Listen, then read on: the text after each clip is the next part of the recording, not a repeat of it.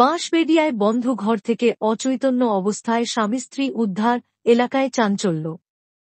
হুগলির মগরা থানার অধীনে বাঁশবেড়িয়া পৌরসভার ৯ নম্বর ওয়ার্ডে ঘটে গেল এক চাঞ্চল্যকর ঘটনা। পৌরসভার পাশে একটি দোতলা বাড়িতে দীর্ঘ সময় দোকান বন্ধ থাকায় প্রতিবেশীদের সন্দেহ হয়।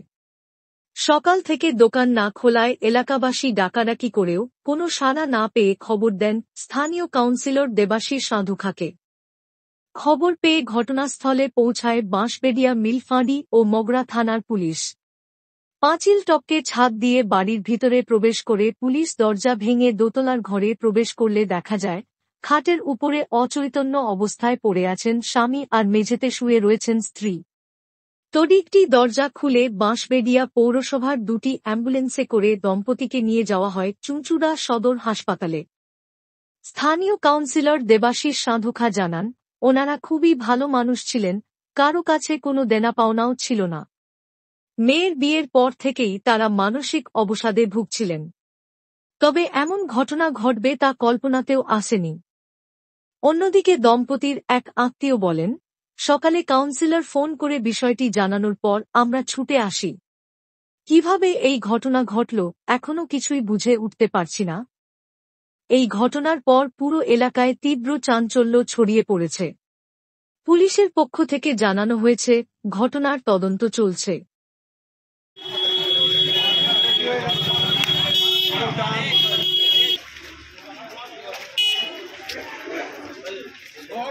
দাঁড়া, এদিকে যাও না।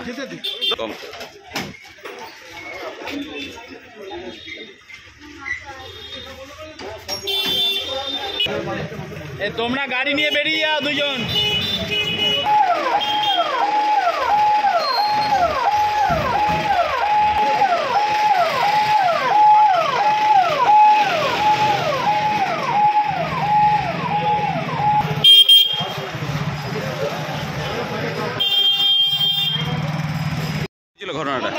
ঘটনা ঘটেছে আমাদের এই 9 নম্বর ওয়ার্ডে রোডে আমি স্ত্রী ওরা থাকতেন এখানে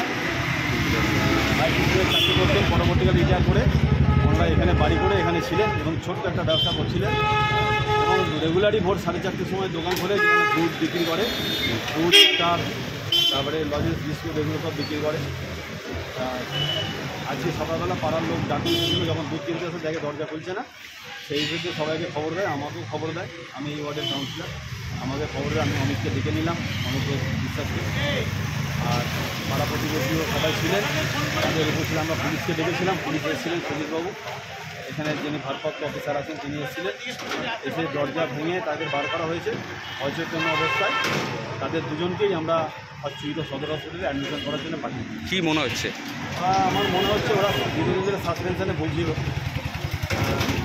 মানসিক একটা অস্থিরতা দেখা দিয়েছিল, সেই হিসেবে হয়তো চেষ্টা করেছিল কিছু করার। কোনো ধার দেনা বা লোন টোন ছিল? সেরকম কিছু অশান্তি, এরকম কোনো ওনাদের সব সব কিছু ঠিক আছে। কী নাম? একজনকে স্বামীর নাম হচ্ছে মহাদেব চন্দ্র, বয়স? আর ওনার বয়স প্রায় 66-68 হবে। আর স্ত্রীর নাম গোপালী চন্দ্র। কত বয়স? ওর বয়স 50-55 ওয়াই আমাদের ওয়ার্ডেই আছে। আপনার কী নাম? দেবাশিস সাধুখা। কিছু না, আমার কাকু কাকিমা হয়, প্রতিদিন অনুযায়ী সকালবেলা 5টার সময় সবাইকে দুধ দেয়, কিন্তু আজকে সবাই কেউ নক করতে সকাল থেকে শুরু করেছে, কেউ পাচ্ছে না। ঘন্টার পর ঘন্টা চলে গেল, কোনো রকম সাড়া নেই। সবার উপরে গিয়ে তো একজন পাশে যে থাকে ওর, সেও গিয়ে দেখেছে, সেও কিছু পায়নি। আমাদের কাছে ফোন এলো এখানকার কাউন্সিলর থেকে যে এরকম দরজা খুলছে না, আপনারা আসুন। দিয়ে আমরা এসে দেখছি এরকম অবস্থাতে, তারপর লোকাল থানাতে আমরা খবর দিলাম। ওনারা এসে আমাদের সঙ্গে সহযোগিতা করে ওনারা নিচে নামালো। কি দেখলেন, কি অবস্থা? দেখে দুজনাই এখন সেন্সলেস হয়ে রয়েছে, কিন্তু বোঝা যাচ্ছে না। কিন্তু একজনকার নিঃশ্বাস নিচ্ছে, আর একজন তো পুরো সেন্সলেস হয়ে রয়েছে। ওনাকে নিয়ে যাওয়া হলো, আর একজন আছে, এখনই আমরা নিয়ে যাব। পুরো আমাদের লোকাল পুলিশের সহযোগিতাতে সাপোর্ট পাওয়া গেছে। কি মনে হচ্ছে, কি ধার দেনা ছিল, লোন টোন ছিল? না না, এরকম কিছু ব্যাপার নয়। অ্যাকচুয়ালি তো ওনার মেয়ে তো মারা গেছে, সেটা একটা দুঃখ তো প্রথম থেকেই রয়েছে। তারপরে আমরা তো রয়েছি, আসা যাওয়া করাই হয়।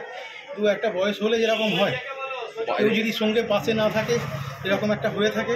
তো বাড়িতে দুজনে থাকতো? দুজনাই থাকতো, একাই দুজনা। পাশে ওনার পাশে তো মানে আমার কাকিমার ছেলে ভাই থাকে নিচেই পাশেই বাড়ি এই থাকে একসঙ্গেই থাকে একসঙ্গে। কি নাম দুজনের?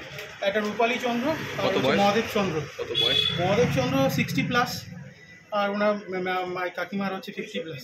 দোকান ছিল বাড়িতেই? হ্যাঁ, বাড়িতে দোকান ছিল। আপনি কে হন? আমি ওর ভাইপো। কি নাম? আমার নাম রাকেশ চন্দ্র।